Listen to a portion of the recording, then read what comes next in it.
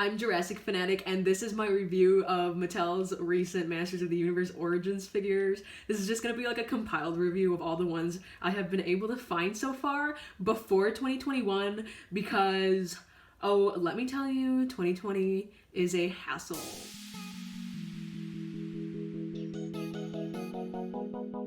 This review, unlike many others, is being made by someone who is way too young to even have known what Masters of the Universe is. So this is kind of going to be like an unbiased review coming from someone who is brand new to the franchise and is just now getting into it because it's 20 years older than me. So yay, fun, we love that.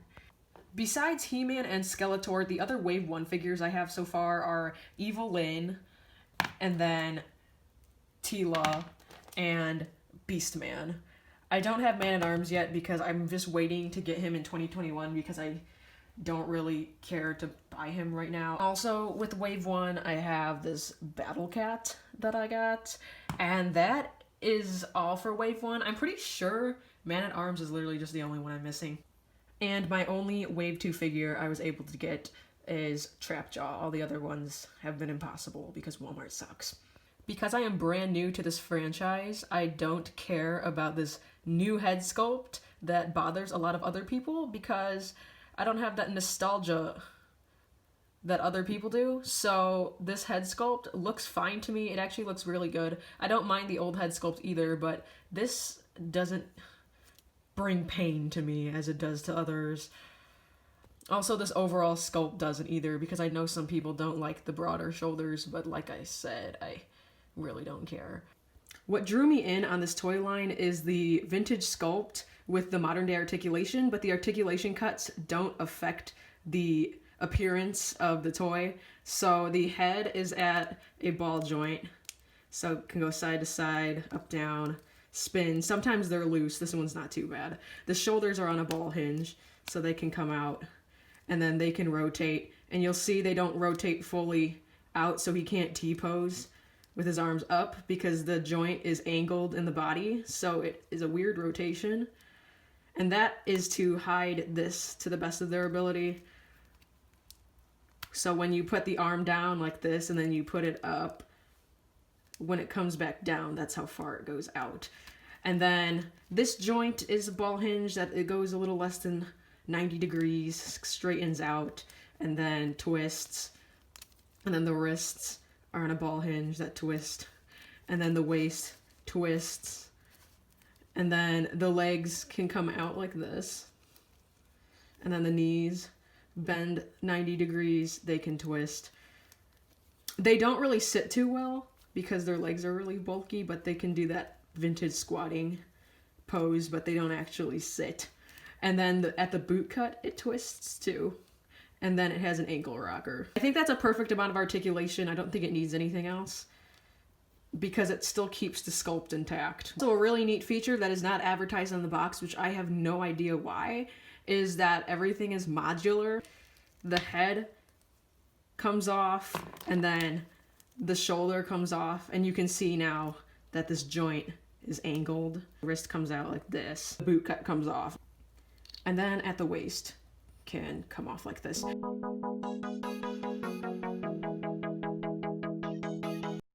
In my opinion, I feel like this Masters of the Universe Origins toy line gets new people like myself into Masters of the Universe because one, they're super colorful. I like toys that are really pop arty looking and stylized, so that was a draw-in for me. The articulation is great, and I also like the vintage look of them while still being a modern action figure. So I just really like that this universe is so abnormal, if that makes sense. We love a good fantasy and just not like Earth.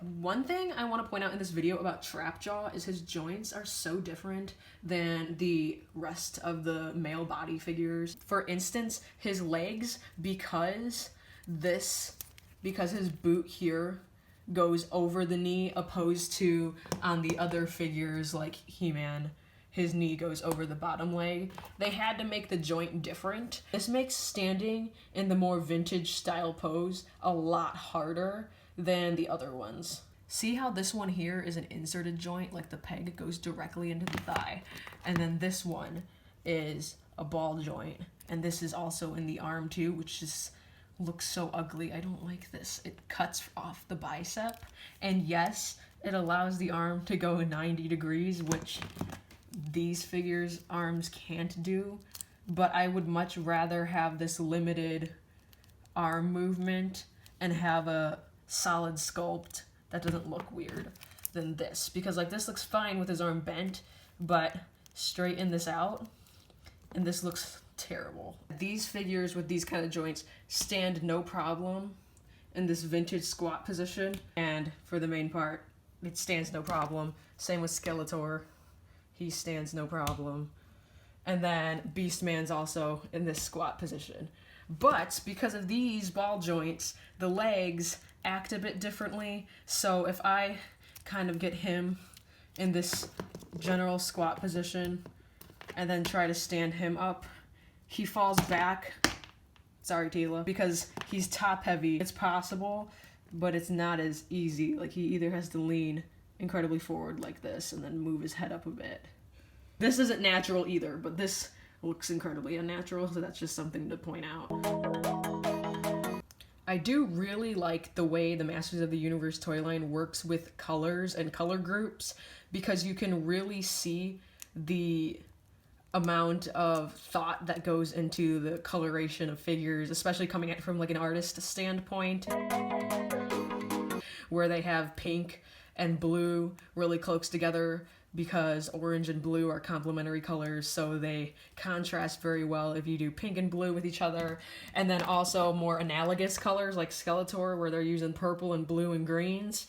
Just looking at it from an artist standpoint, I like the color choices that allow them to all look unique, but they all pop and also work together. This is analogous, but this is also complementary because you got blue and orange. If this was a bit more purple, because purple and yellow are complementary colors, and then He-Man's just human looking. I don't really like the good guys as much because they're just human looking, like Tila.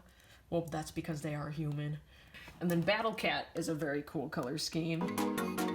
And this articulation is amazing in the head. This is so fascinating how it bobs up and down, but then the head itself moves side to side, and then the jaw opens. I really liked that, even though this is kind of a fail that they don't have ankle articulation. I don't know what they were thinking, because you can't do anything with an animal that stands on 4 legs without ankle articulation, because in order for this forearm to look natural and do anything, the paws have to constantly be flat on the ground. Most armor and stuff is removable, so kids or kids at heart can get creative with their storytelling and mixing and matching. Like, these are the accessories.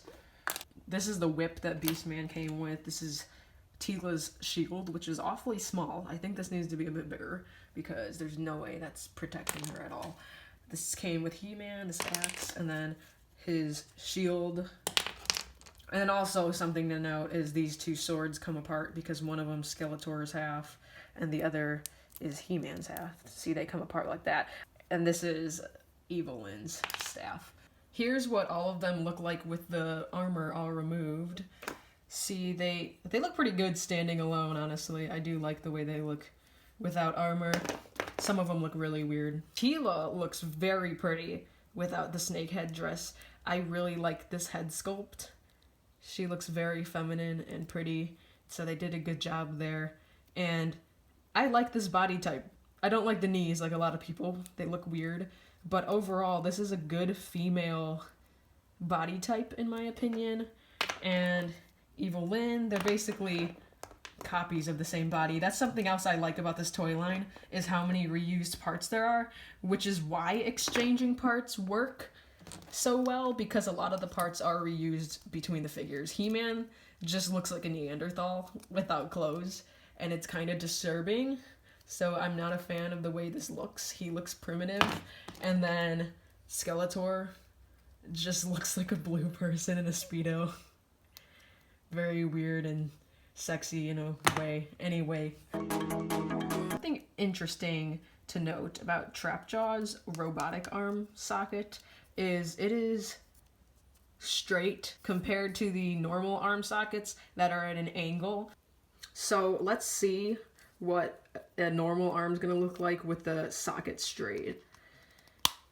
This does not look as weird as I thought it would, because I thought they originally made these angled sockets to prevent this joint from showing as badly, because it still shows. So I thought they made it angled to prevent that. But as you can see here, it looks just as fine as the other ones. Like, Beastman actually looks the best. The joints don't show at all. And he has the angled sockets. But this is a straight socket, and this looks completely fine. And you can tell that it's completely straight because when you put it up, it goes straight down. Unlike these arms that come out when you put them up.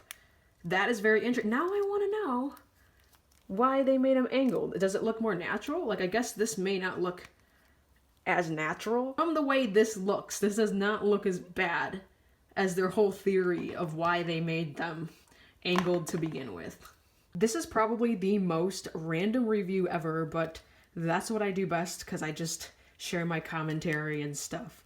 But yeah, this is incredibly fun to mix and match and create your own characters, and it's kind of weird looking, but it is a fun feature that I have no idea why they don't advertise. I feel like that would be a huge selling point, and it makes no sense why they don't advertise that on the box. But also, speaking of advertisements, I also don't know why they don't advertise these on TV or on YouTube, because if you want kids to buy it, they need to see commercials, so that makes no sense either. Or I could just be completely on the wrong side of TV or YouTube and have just never seen them, and maybe they do actually have advertisements. I have no idea. Something else to note about this Masters of the Universe Origins line is these figures are incredibly durable and they have some weight to them. The only way I could see these breaking is honestly through the swappability. Maybe that's why they hid it, just so that kids don't actually know about it. But that's the only way I could see them breaking, because I can totally see them breaking at the peg in the waist. And not because the peg isn't sturdy, but because if you try and put the top half on with a lot of force, but at the wrong angle, it'll completely snap that peg. I don't see these pegs breaking. The boot cut, I don't see breaking. I see like just the waist being the most breakable part. As for the joints getting loose over time, that will definitely happen the more you take them apart, but not terribly, because they're so chunky, if that makes sense. I don't think it'll damage their or hinder their ability to be stable enough to hold a position. The heads are the one thing that get really loose, because this is incredibly loose. But yeah, that's loose. And oh, I know what else I wanted to say. Okay, you can swap these completely, even the areas that aren't intentionally meant to. You just have to put them in hot water, and then you dip it in, and then the legs can come apart at this loincloth, and then this can come out. I don't know why they didn't make the forearms come out. That was a feature in Monster High, and didn't at all result in arms just falling out. So they could have easily made the forearms just come out of the bicep. And then same with the knees. These could have easily just come out too, but I see why they didn't make that a feature in the knees, because this would become incredibly loose, as it already does become loose just from playing with it for a bit. But yeah, no, if you wanted to swap these completely, you can. So, in conclusion, coming at this toy line from a very young person who is just now being introduced to Masters of the Universe, I can say it is a really good toy line that hooked me and hopefully hooks other people who are into toys or just into fictional things. The modern articulation is fantastic while keeping it simple, having the bright, vibrant colors look amazing. Like, these are actually more vibrant than the vintage ones. The vintage ones were more muted colors. These are really pop arty, which I like because they stand out. I'm hoping that this line is successful enough to eventually get the entire Masters of the Universe cast basically remade in this Origins style, because a giant cast of characters would just be amazing, especially with that interchangeability.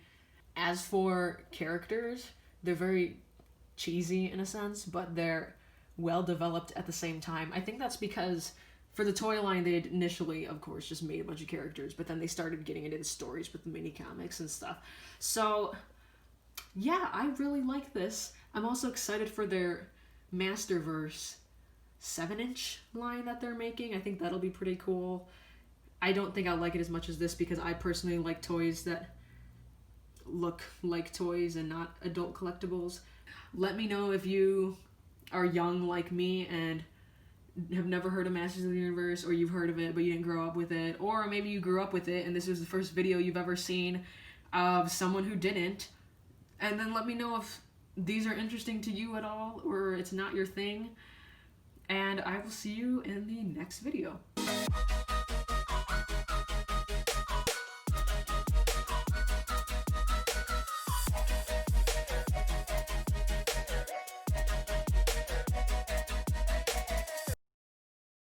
One more thing is I'm very excited for 2021 because of many things, because 2020 absolutely sucked, but also because 2021, Walmart loses the exclusivity for Masters of the Universe Origins, which I know from a business standpoint why they gave Walmart the rights to the exclusive, but Walmart absolutely sucks and did a poor job at distributing and just basically made this line suffer, and I'm hoping they didn't kill it too much, because I'm hoping in 2021 I can pick up the rest of Wave 2 and then also pick up Wave 3, and then hopefully future waves can be readily available for everybody to pick up. I'm pretty sure Walmart thinks they're helping a toy company by picking up their line for them, because they're basically saying, yes, we'll carry it, but I don't think they realize they're actually just killing a line slowly, because if you're not distributing it or giving advertisement to it, no one's gonna buy it. Therefore, you basically just killed it instead of helped it. Before I go, who at Walmart is upcharging these Origin figures like scalpers, but it's actually being sold from Walmart, but they're double the price? Who is doing that? At one point, I got a notification that I was able to actually buy a Scareglow, but they were charging $36, so I had to make the difficult decision to pass on that and hopefully get him in 2021 when they're more readily available. But why is Walmart doing that?